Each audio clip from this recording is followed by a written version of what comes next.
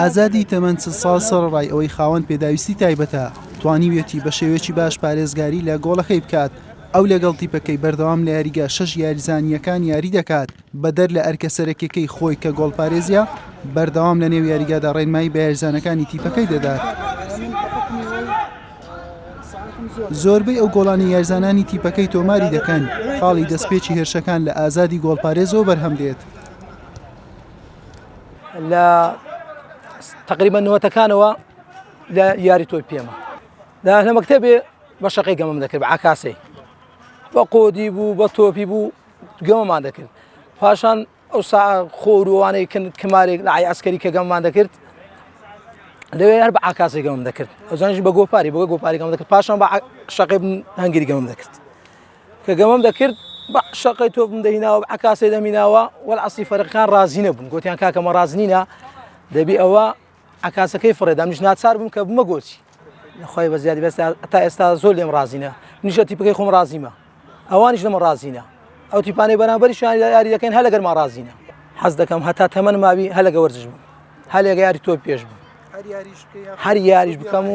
هەر یاریش بکەم و بەس احتیمالیە تەمەن ڕێنەدەوە هەر یاری بکەم احتیمالی بمە مدەڕیبەکیان ئەوە.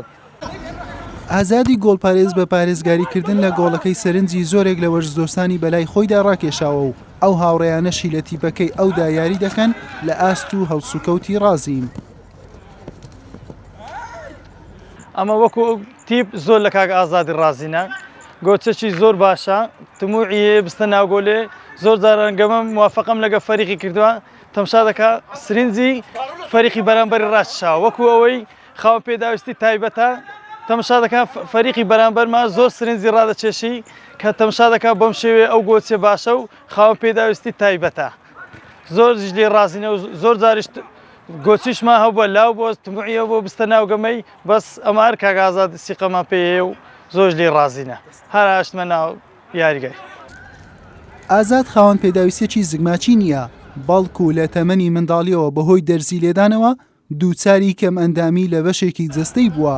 بەڵام بەهۆی حەزی بۆ وەرزش و یاری تۆپی پێ توانیویەتی بەسەر سەرجەم بەربەست و ئاستەنگەکان سەر بکەوێ و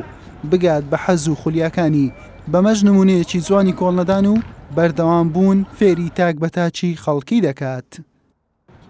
حوسێن محەممەد کەناڵی ئاسمانی پێیام هەولێر.